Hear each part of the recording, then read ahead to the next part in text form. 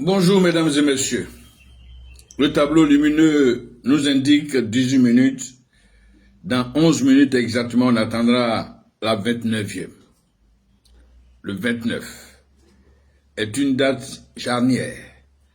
Le 29, l'Assemblée générale de tous les risques. Le 29, l'Assemblée générale ordinaire de l'Africa Sport.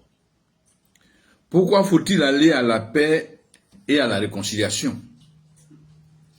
Je veux cette traçabilité sonore pour mieux vous situer et mieux comprendre. À l'Africa Sport, les crises sont multiples. Et l'Africa rime bien avec les crises. Le plus souvent, c'est dans les crises que l'Africa Sport devient redoutable, selon les échos qui nous parviennent de la Maison Rouge. Tenez-vous bien, 19 présidents sont passés à la Maison Rouge et dirigé l'Africa Sport. Je dis bien 19. Quand le rival en face ne totalise que 9 présidents. Preuve que chez le rival, il y a la stabilité et à l'Africa Sport, l'instabilité. Le premier président à avoir dirigé l'Africa Sport s'appelle Léon Blé. Il est la synthèse de l'appellation Africa Sport, puisque au départ c'était Club Sportif BT. C'était le 27 avril 1947. Léon Blé ne fera pas long feu, puisque le créateur, le fondateur du club sportif BT appelé Seri Mogador va venir s'installer et injecter son prédécesseur. C'est le début d'une crise profonde qui va décimer l'Africa Sport jusqu'à aujourd'hui en 2025. Seri Mogador donc prend la place. Il joue le rôle de joueur et de président. Il était bon joueur. Il faisait les deux. Ensuite, M. Mogador va perdre le contrôle de la tour. Arrive un certain Pépé Paul.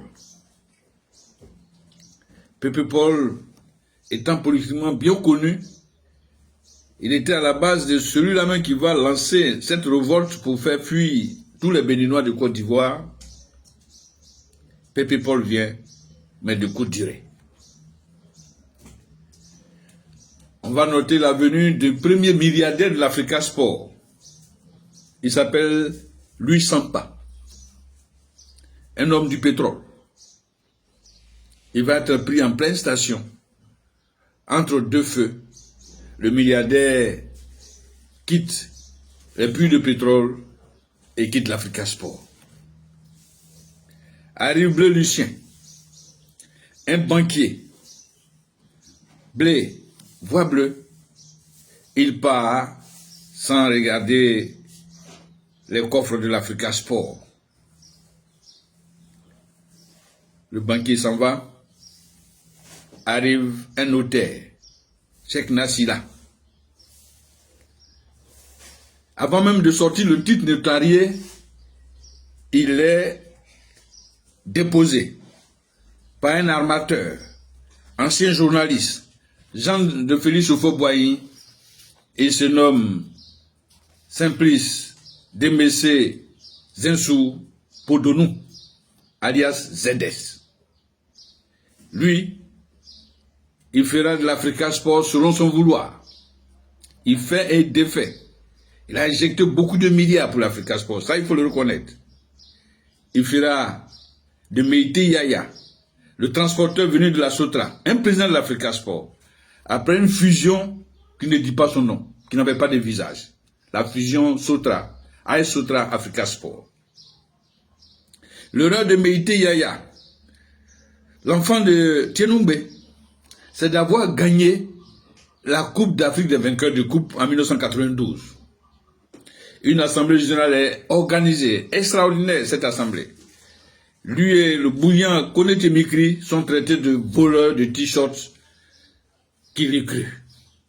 Le champion va à Ténoubé avec, pas le trophée, mais les larmes aux yeux.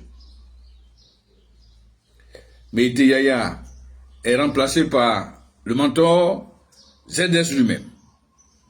Mais il ne durera pas. Arrive Kofingué Saint-Pierre, de Tabou. Le tabouret était en feu. Il va céder celui-ci à Sidibé Moussa. Après, nous trouverons Doré Lassina, un fou de l'Africa Sport. Même sa maison est peinte en vert et rouge. Homme de la communication, enfin des télécommunications, Doré Lassina commettra l'erreur de son prédécesseur Meïté Yaya. Et lui aussi va remporter la Coupe d'Afrique des vainqueurs de Coupe devenue aujourd'hui Coupe CAF en 1999 avec un duo de choc, les frères Keïta, Fadel et Kader, sous l'impulsion de l'entraîneur, l'enfant du Poro, le frère Kessedugou, Léopold Martial. Dans cette vague, à la tête de l'Africa Sport, on va trouver un gentleman. Il n'est pas toujours fait de l'Africa Sport, mais il aime l'Africa. Domvaï. Domvaï aura connu une courte durée. Il partira et cédera la place à Kouyoté à Narcisse, un ancien de la maison, ancien joueur de l'Africa Sport, parti en France, qui avait pillé sur rue en étant chef de cabinet du président de la République d'alors, M. Laurent Gbagbo. Kouyoté, malgré tout cela, va apprendre à ses dépens et va quitter le navire vert et rouge pour appeler maître Sékou Siguro. L'avocat non plus ne fera pas mieux.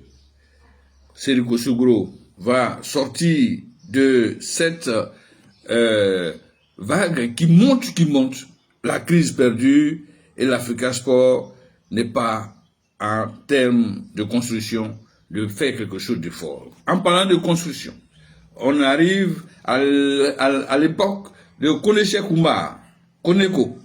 Lui, il a eu tort de dire je ferai de l'Africa Sport le Real Madrid d'Afrique.